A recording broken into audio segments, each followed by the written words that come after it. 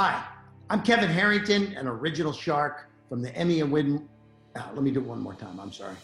All right, you're going to start at 3, 2, 1 again? No, you can just go. Oh, I'll just do it. Okay. 3, 2, 1. Hi. I didn't leave a second there. Let me do it one more time. Sorry. It's okay. 3, 2, 1. Hi, I'm Kevin Harrington, an original shark from the hit TV show Shark Tank. I'm also the inventor of the Infomercial and an As Seen on TV pioneer. Now, I am in the business of As Seen on TV. I take products and put them on TV, put them into digital, take them all around the world, and been involved with over 500 projects. People like Tony Little Fitness and Jack LaLanne in the kitchen and George Foreman, some amazing people. And I love helping people supercharge their product business as well as their entrepreneurial business. But I'm here to tell you that today's podcast with Dov Baron is really special. We had a great time. We talked about empowering entrepreneurs. We had a couple special tips, how to build your dream team, and how to deal with some special challenges in the world of finance inside your business. So I'm going to recommend you check out this podcast. It's amazing. Dov and I had a lot of chemistry, and you're going to learn a few things along the way. So stay tuned, check it out. Kevin Harrington here, the Shark. Thank you. Congratulations! You are tuned into Dov Baron's Leadership and Loyalty Show, the #1 podcast for Fortune 500 executives and those who are dedicated to creating a quantum leap in leadership. Your host, Dov Baron, is the founder of FullMontyLeadership.com. He's an executive mentor to leaders like you, a contributing writer for Entrepreneur Magazine, CEO World, and he's been featured on CNN, Fox, CBS, and many other notable sites. Dov Baron is an international business speaker who was named by Inc. magazine as one of the top 100 leadership speakers to hire. Now, over to Dov Baron. Welcome, dear friends, fans, and fellow aficionados of leadership excellence. Thank you for joining us on this episode of Dov Baron's Leadership and Loyalty Tips, part of the Full Monty interview series. I'm your host, Dov Baron. I'm the founder of Full Monty Leadership, and I'm here to assist you tapping into your deep greatness so you can reach that next level of clarity, focus, purpose, and profit in your business, your life, and your leadership impact. Today, we'll be taking an insider look at innovation, and knowing how far to push it, you want to swim with the sharks. Remember, you can now chat about this episode or any of the other past episodes on our Facebook page by going to Dov Baron's Leadership and Loyalty Podcast group on Facebook. If you're a new listener, new viewer, thank you for joining us. Strap yourself in. We're about to go full Monty. Remember, you can find us on iTunes, Spotify, iHeartRadio, or wherever you tune into your podcast. And remember, we always need your help in staying relevant, so please get yourself over to iTunes, rate, review, and subscribe to the show. When you do so, go to that Facebook page, Dov Baron's Leadership and Loyalty Podcast, and tell us that you did the review, and we'll give you a shout out live on the program. You can also catch us across traditional radio stations across the United States every Monday and Thursday, all the way from Las Vegas to Philadelphia. If you're a regular listener, big thank you to you for making us the #1 podcast globally for Fortune 500 listeners. With a potential reach of 2.5 to 4 million listeners for every show, we're honored and grateful to be cited by Inc.com as the #1 podcast to make you a better leader. And by the way, you can now catch us on Google Home and Alexa. Simply say, play Dov Baron Podcast. Again, thank you for sharing the show with everybody you know. All right, let's strip it down, dive right in. As a leader, whether you're a CEO, C-suite leader, sales leader, entrepreneurial leader in any capacity, you probably know that to get yourself and your organization to the top, you have sometimes got to put it all on the line. But how much information is enough, and how much, for that matter, is too much? For instance, if you had to create a short 3-minute infomercial of what it is you or your company do to get the big boys and girls to invest, could you do it? Well, stay tuned because you're about to find out. Our guest on this episode is Kevin Harrington. Kevin Harrington is the inventor of the Infomercial, an original shark on the Shark Tank, and also the pioneer of As Seen on TV. Kevin is one of the most successful entrepreneurs of all time. By the early 1980s, Kevin Harrington was busy launching companies, working as both real estate and business brokers, selling thousands of properties and thousands of businesses. By 1990, Kevin was named as one of the top 100 entrepreneurs in the world by Entrepreneur Magazine. He is regularly featured as an industry expert on numerous media outlets, including The Today Show, Good Morning America, CBS, Good Morning News, CNBC, The Squawk Box with Jim Cramer, Bloomberg, Fox Business, CNN, Fast Company, Fortune, across the board.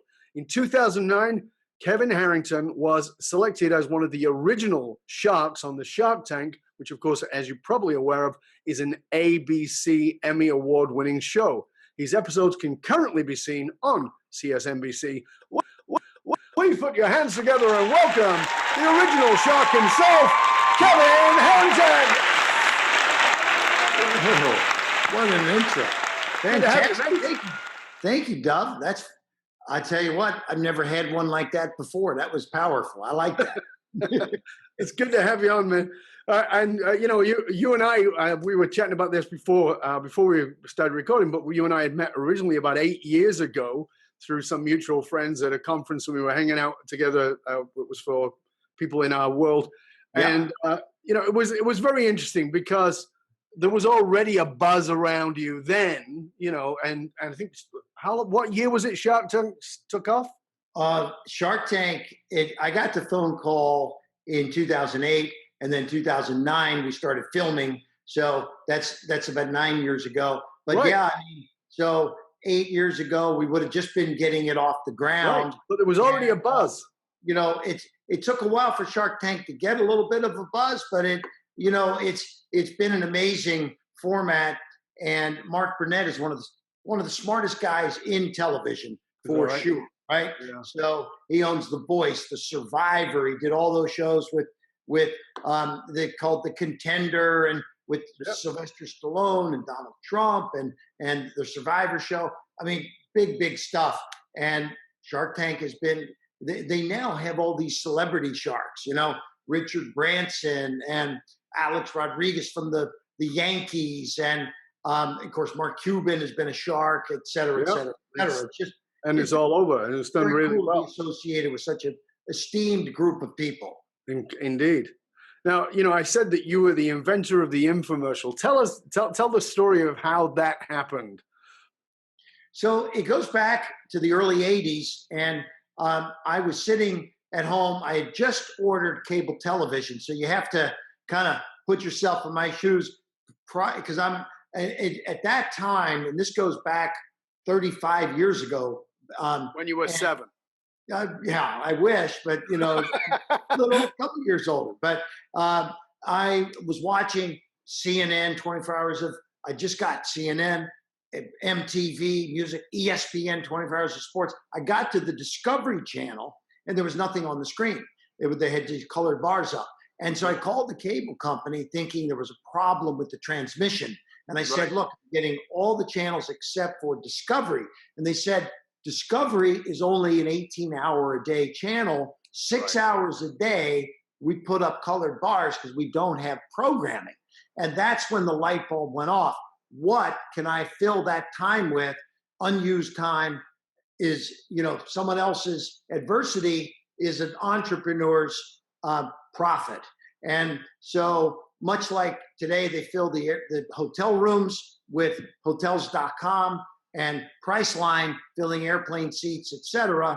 We started filling the downtime on cable TV back in the early 80s. So I was putting products on, and Tony Little Fitness, and Jack LaLanne Juicers, and George Foreman.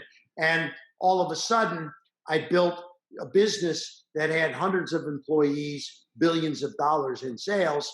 And because we took it around the world. Let's just talk about that for a minute, because this is, we get you're a brilliant entrepreneur, but whenever an entrepreneur enters into something, particularly not their world, they bang up against something. So you're banging up against these broadcast companies who are going, "Nah, listen, dude, we're not letting you on. We're professionals. We make shows, and we'd rather have the bars for 6 hours than have you come on and do some amateur hour stuff on there." How did you get past, punch a hole through that wall? Because that's often a thing that happens. We actually, I was sitting in England with a big TV company, and that's exactly what they said is, we don't want this American way of selling. It's hard sell. It's hardcore. Our viewers aren't going to like it, and we're just not interested. So I went home, rethought my strategy, and then I came back and I wrote them a check in the next meeting for $500,000. And I put it in front of them and said, okay, so I had had a lot of time to think about it. I did some research and I see how many people you've got, how many homes you're in. And this is a check I'd like to give you for the first month of our relationship. And they said, what do you mean the first month? I said, I'm going to give you a check for $500,000 every single month. And then they said, well, oh, wait a minute, let us take this into consideration. Okay? And by the way, the check was post-dated that I wrote them because I said, now, once they finally said, let's do this, I said, don't cash that check because I'll get you one that will be, because I've had that much faith though in the fact that we were going to create something very powerful. And by the way, we paid them over $8 million that first year. So it was more than $500,000 a month, figured out to be about $650,000 a month they were making from me taking their downtime just in England. And overnight I became their largest advertiser, bigger than Coke, Pepsi, you name it. We wrote more checks than anybody else. Because so just tell me for a minute, Kevin, what, because, you probably bumped into that and realized that, you're flicking through the channels at 2:00 in the morning. I mean, how do you work out, and this is because it's good for people to understand, how did you work out that there's not only 12 of us, who are up at 2:00 in the morning, and what's more, 12 people with a credit card who would want to buy? Because, we obviously know that prime time is prime time, and you don't think 3 a.m. is prime time to sell stuff. Exactly. Well, so the way first of all, we structured our deals in the very beginning based on percentages of sales. Right. So at the end of the day, if you're paying somebody 15% of whatever you bring in, if I bring in only $100, I'm going to give you 15.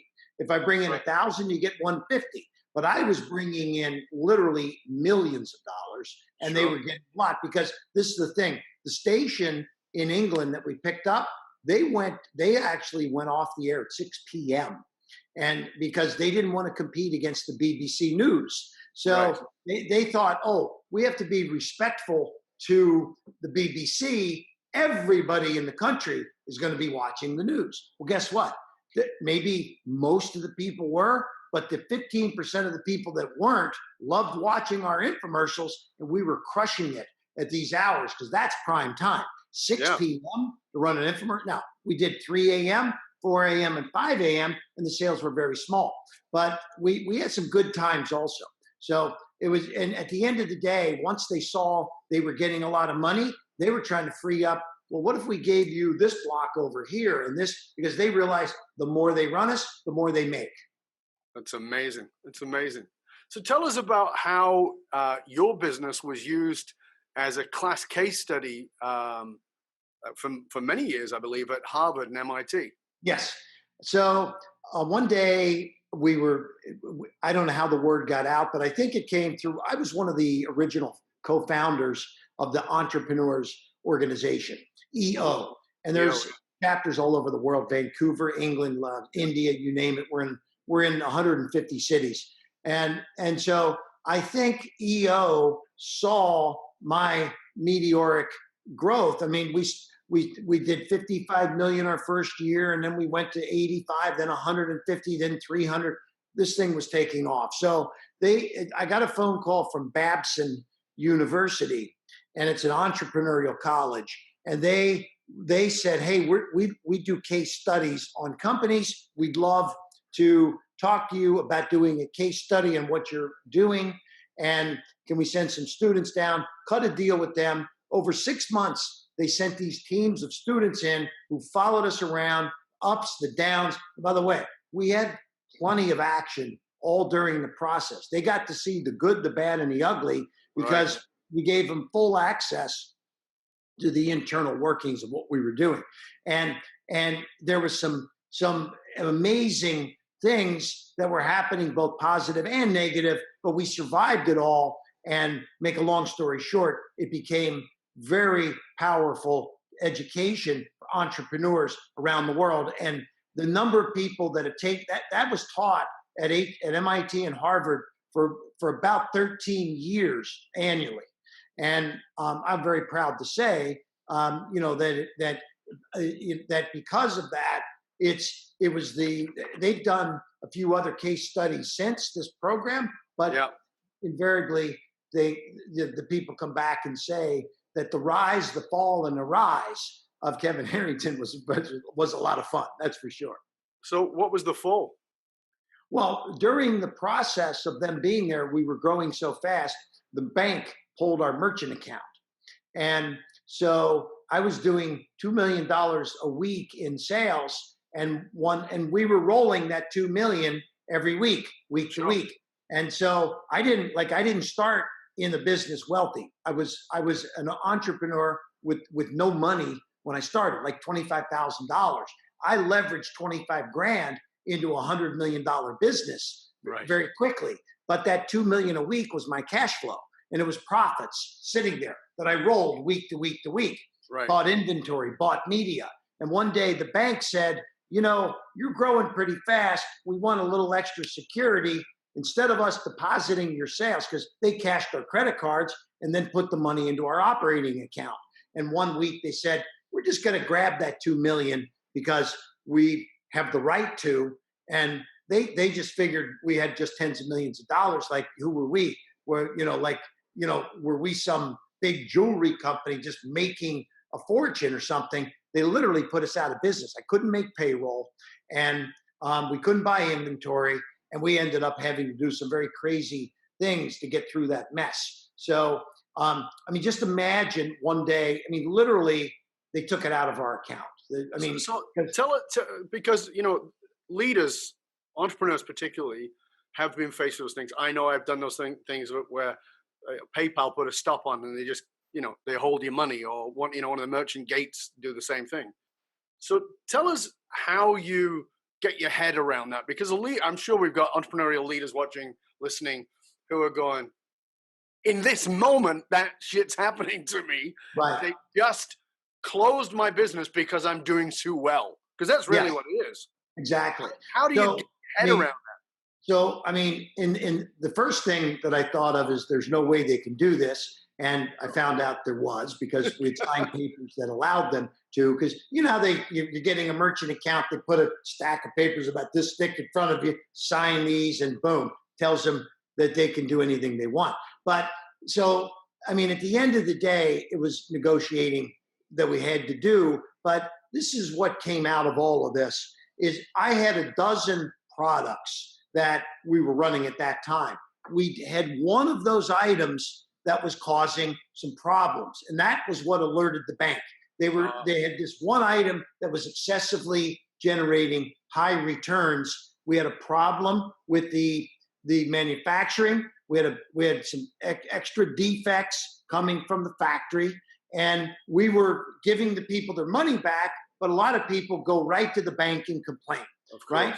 So the first line of defense in a case like that is offense, right? Hey, to the bank, charge it back. So this started this alarm inside the bank. So now what we did is we said, look, let us set up every product as a separate business. We need every product became a separate merchant account, because, hey, look, if we had a bad merchant account for one of those 12, shut that merchant account down. Don't shut down my whole business because I have one bad product, right? So we learned, we've got a lot smarter, and to this day, it made us a stronger company in the process. So I've actually not had merchant problems since those days, and that was back in the early 90s. I know a lot of people that have a lot of merchant problems today. And we've weathered a lot of storms, and of course, I'm in a lot different financial position today than I was back in the early 90s also. Sure. So, we made a lot of money over the years. So it's given us the credibility that we need with our banking sources. That's good insight. Let's sort of change direction a little bit. one of the things that I personally love, not particularly the show, but I love the auditions for American Idol. Yeah. Because I see people get up there and actually can bring me to tears because these people put everything on the line. They pour their heart out. And sometimes they are bad. Sometimes they appear to be bad because they're so nervous. And sometimes they're spectacular. Yeah. But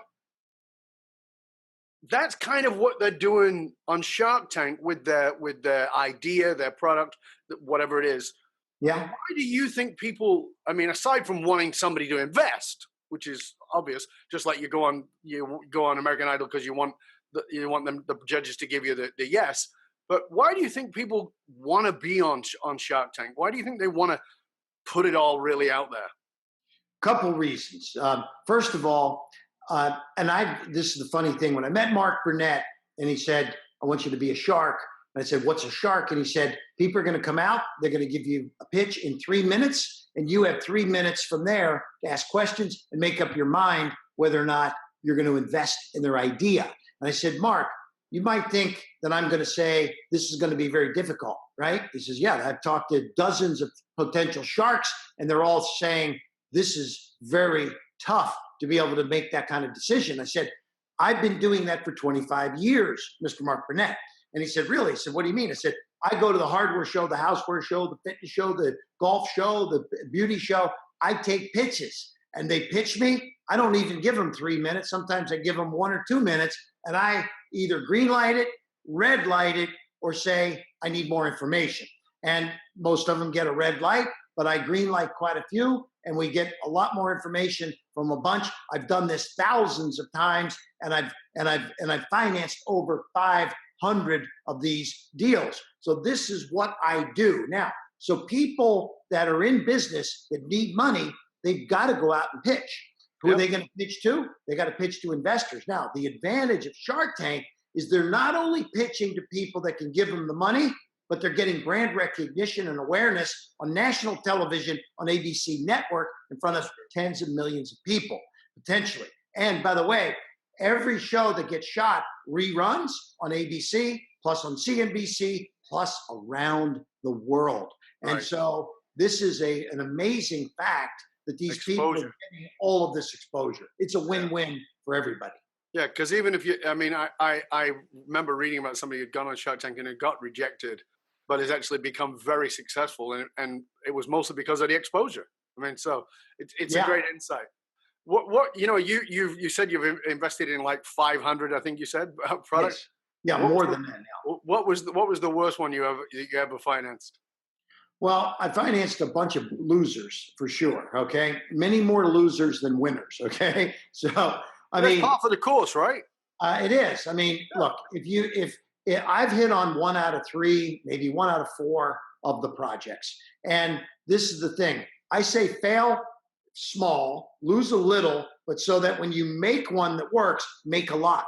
So because making a lot has to pay for all the losers. But I'll give you one that was a little crazy. We used to deal with a lot of celebrities. We still do, but we had, George Foreman, Jack LaLanne, Tony Little. We had, many, Suzanne Summers. So one day, Chubby Checker, who created the twist, I remember Chubby Checker. He came to me with a fitness product that involved music. And it's like, hey, we're going to give people a way to have fun when they work out and this and that. And so, by the way, when I first met Chubby, he said, I'm going to lose 50 pounds between now and the time we shoot the show using my product, which he called the Twisticizer. And it was a $500 machine. And so there was a lot of issues that we should have figured out. This is not the first one being, if a man named Chubby walks in your office to do a fitness product, you better say no. Okay. There's a bit of a brand discrepancy here. Yeah, your name is Chubby. Right? Buy a fitness product from a man named Chubby. All right.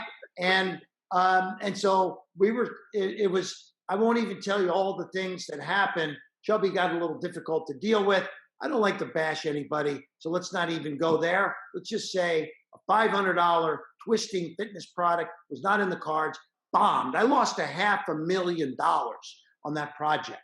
So, I mean, I had many others that I lost hundreds of thousands on. Some, Sure. not today. I try to lose much smaller dollars because Right. 500 grand is a lot of money to invest in something. So let me ask you, Kevin. What drives you? What is it? Not only that drives you, but particularly what is it that drives you on a shitty day? So when you've done that, when you've had $500,000 loss the night before, and you get up the next morning, what is it drives you, particularly on a crappy day? Well, so the beauty of my business is as bad as yesterday was, today is going to be golden because every single day, all I have to do is open my eyes and I've got 150 emails of people pitching me the next deal. Okay. So and now I may go through 140 to find the one that I like, but there isn't a day that goes by that I don't find something that I find is exciting and interesting and new.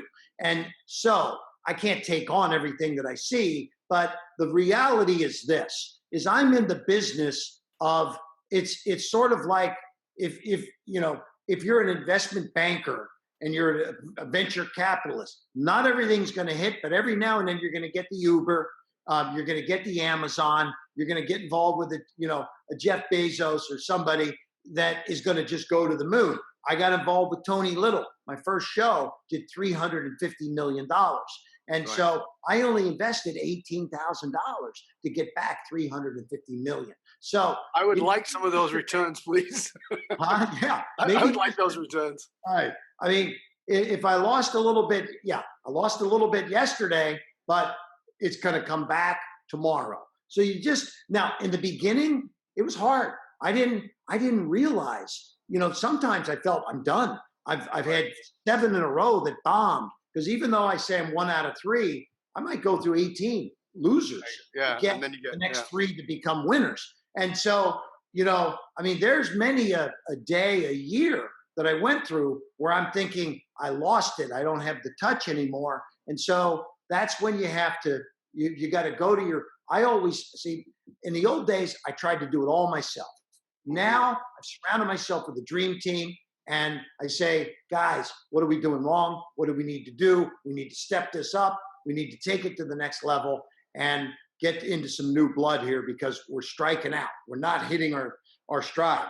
And then we pick up the momentum and we get rolling with it again. So it's fail fast, fail cheap, That's and interesting. be ready for those big winners.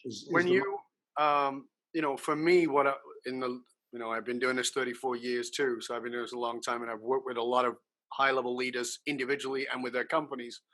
And one of the things I'm certain of is that the greatest leaders are the people who are working on themselves. They're growing themselves, not just their businesses, but they're growing themselves. You've been highly successful for a very long time, and you're still growing. What is it about yourself that you're still working on, Kev? Well, one of the things I try to do, and before we started the show, I told you I took a couple vacations this summer and that kind of thing, because for me, it's easy to get wrapped up and just always be going. I've got a family, I've got a wife, I've got children, I've got other people that need me. And it's at one point in my life, I was literally working 18-hour days, 7 days a week. And I never burned out, but you can lose some of the closest people around you, and you need to learn how to even things out. So you got to live a balanced life. And so you've got to have, I wasn't healthy. I decided I want to live a long time, right? My father lived till he was a week shy of 93 years old. And when he hit about 80, he said, if I'd have known I was going to live this long, I'd have started taking care of myself a lot sooner. Okay. Better. Right. Yeah. And so, when I hit 50, that's what I said. And so here I am, I've had my first 30 years I spent trying to figure out what I wanted to do. And then I found infomercials in my late 20s. And then I spent the next 30 some years doing what I've done, infomercials and building $1 billion brands and businesses. And now I'm going to spend the next 30 years empowering people, entrepreneurs, to be the best they can be, and then deciding on which ones of those maybe I'll help and get involved with in some fashion. But I'm also just helping take a percentage of what I do and just give back to the world. And that's part of my roots of Entrepreneurs Organization. That was a nonprofit that I started back in 1987 that has helped hundreds of thousands of entrepreneurs become better entrepreneurs. And that's really what I want to do my next 30 years, is to empower entrepreneurs to be the best they can be. What do you think the soul of entrepreneurship is? The soul? Wow, that's a good question. The soul of a good entrepreneur is to be an honest entrepreneur, number one, and be in deals that are good for the other side also. And I think the best way to say it is, one of my mentors was Zig Ziglar. And Zig, his biggest line in his life was, you can get everything in life you want if you just help enough other people get what they want. And when I started EO in 1987, that was what I set out to do, was to help entrepreneurs get what they want. And now it's helped me get what I want. And I think if you start with the right mentality, it comes back to you in the end run. That's a great answer. Thank As you. we finish up, as we come to the end of the show, tell us, I would like for you to give our listeners, our viewers, one piece of practical advice, something they can go do, preferably in the next 24 hours, but certainly the next few working days, that they can put into action to really bring home what your message of what you've shared with us today. Yep. Great. So I had, a few years ago, I got a call from a 26-year-old entrepreneur who had just moved to the area. And he said, Kevin, you don't know me. I'm an entrepreneur. I've been following you for years before I moved to this area, but I just moved to this area, and I'd love to buy you a nice steak dinner. And I need some advice. And I know you're busy and you probably don't have the time, but do you remember when you were 26 and you just had a burning need in your business to get a push or a nudge in the right direction? And if you'd be so kind, I would just greatly appreciate it. And the way he approached me took me, off guard. And I went ahead and did it. And I've been an advisor to this gentleman ever since. So I'm going to tell people, you need a dream team. You need a board of advisors. You need people to help you. And here, now I'm a shark. I'm on Shark Tank, and I'm advising this entrepreneur. And by the way, just before this podcast, I was on a call with a new team that I just joined their board of advisors. I'm shooting a video. I'm shooting 2 videos for them. I'm going to do a Skype call for all their salespeople at their office. I'm putting out a press release, and I'm joining their team of advisors. I'm going to be involved with them in a financial manner also, investing in this and that. But the point is that anybody listening right now can get to somebody to be on their team without paying them a dime if you approach them the right way. So start with 1, start with 2, start with 3. And I mean, Dov, I'm going to say this. You've got a lot of people listening out there. Maybe there's somebody out there listening right now that would like for me to give them a little shot like this and give them a quick little phone call, some words of wisdom. I'm going to offer you that. It's a short call, but because I'm crazy busy, but let's offer it to one of your listeners, and they're going to get me. Just give them a couple words of wisdom. And this is because you've got a great crowd out there, and I know you're going to figure out a good way to select somebody that really deserves it and needs it. And I'm going to give them that little bit of push, hopefully, to take them to the next level. Wow, and that's very generous. I love doing. That's very generous. And so you tell that folks, anybody out there can do it. They just got to ask. That's and awesome. There's a way to ask. Got to learn how to give a good pitch, by the way. So I say, if you can learn how to pitch, you can get a good team of advisors to join you. That's fabulous. Thank you, sir. That was awesome. Listen, we got to go. I want to thank you for being on the show. Really been a pleasure and honor to having you here. Thank you so much. And I'm going to say this as I always say to our viewers and listeners, don't just listen. Listen once, listen twice, take some notes, pay attention, because listen, information's worth the whole of the donut. It means nothing unless you put it into action. Kev, please tell our guests, our viewers, our listeners, where they can find out more about you and all the wonderful resources that you have. It's simple. My name's Kevin Harrington. Go to kevinharrington.tv. .tv. That's me on TV, but it's kevinharrington.tv. It's a website. I got some free books, some free downloads, all kinds of cool stuff, free gifts to give away. So awesome. Great being with you here, Dov, and thanks for having me. And I'm looking forward to speaking with that one that you pick. Hopefully you get a good one. Absolutely. Okay? Well, we'll make sure that all that information is put into the show notes, and we'll definitely get it out there. So again, just, I hope you'll stay with us to the end, and we'll just say goodbye to everybody else. I want to thank you, dear listeners. Remember, you can chat about this show or any of our previous shows by going to Facebook and going to the Dov Baron Leadership and Loyalty page right there on Facebook. And remember that the research consistently shows that one of the biggest challenges facing the most successful companies is somewhat counterintuitive, in that these fast-growing companies often hit a point where they realize they're spending a fortune training, attracting, and developing their talent, only to have them leave at an alarming rate. If you're sick of investing in training and developing your talent, only have them leave before you get your ROI, come talk to us at fullmontyleadership.com, where we provide you with the essential leadership skills to rekindle and amplify the hidden loyalty assets inside of your organization by tapping into purpose. Also, remember, you can go stop by the Matrix, matrix.fullmontyleadership.com, and get your authentic leadership matrix self-assessment tool. It's valued at $197. It's absolutely free to you for tuning in. Remember, you can find us on Alexa and Google Play. Just say, play Dov Baron Podcast. I want to thank you for sharing the show with everyone you know. Till next time, this is Dov Baron saying, stay curious, my friends. Stay curious about who you need on your team. I'm Dov Baron. I'm here to assist you tapping into your deep greatness to reach that next level of clarity, focus, purpose, and profit in your business, your life, and your leadership impact. And I am out.